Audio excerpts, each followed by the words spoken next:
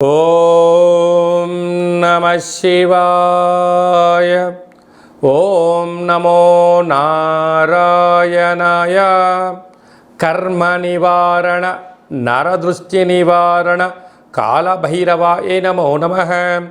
ఓం దిగంబరాయ విద్మహే అశ్వవాహనాయ ధీమహి తన్నో శ్రీ ఉన్మత్త కాళభైరవ శ్రీ వారాహి శక్తి దేవ్యై నమోస్తుతే. హరి ఓం.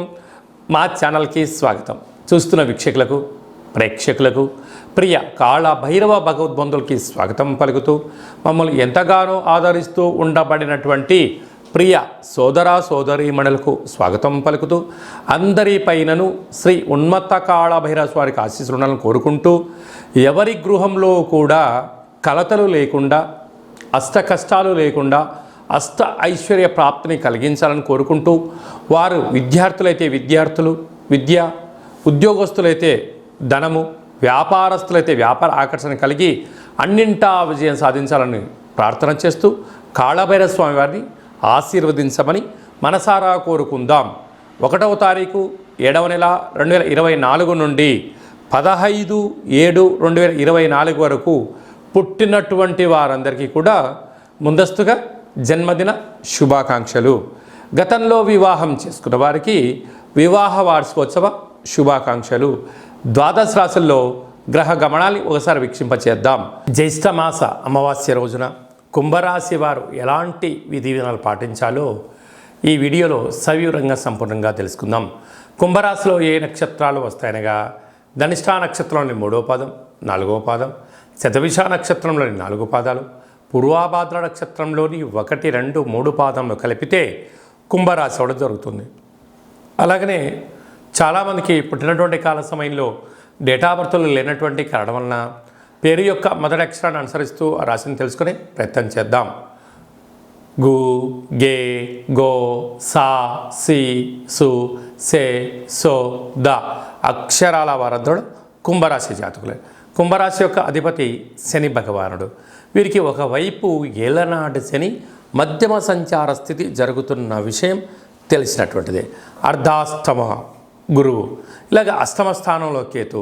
కొన్ని గ్రహాలు అనుకూలంగా లేనప్పుడు ఈ అమావాస్య, ఆరుద్ర నక్షత్రము, ఈ శుక్రవారం రోజున వీలైనంత వరకు వెంకటేశ్వర స్వామి వారి యొక్క విష్ణు సహస్రనామ పారాయణం చేయడం, స్వామివారికి తులసిమాలను సమర్పించడం, లక్ష్మీదేవి అమ్మవారికి పాలతో అభిషేకం చేసుకోవడం మంచి ఉపశమనాన్ని ఇస్తుంది.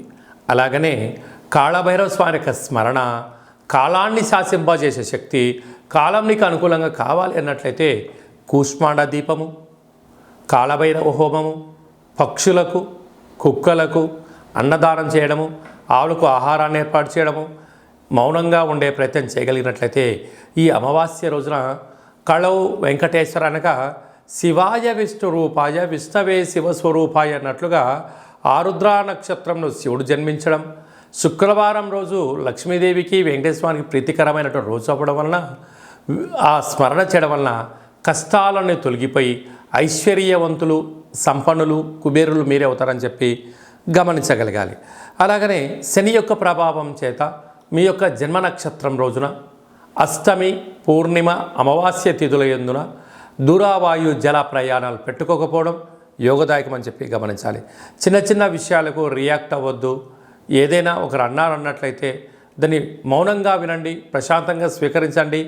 అవసరం వచ్చిందన్నప్పుడు మాత్రమే స్పందించండి. లేకపోతే వారి యొక్క మాటలకు కాలమే సమాధానం చెప్తుందని చెప్పి మౌనంగా ఉండండి. విజయానికి మీ సొంతమయ్యే అవకాశాలు చాలా అధికంగా ఉన్నాయి.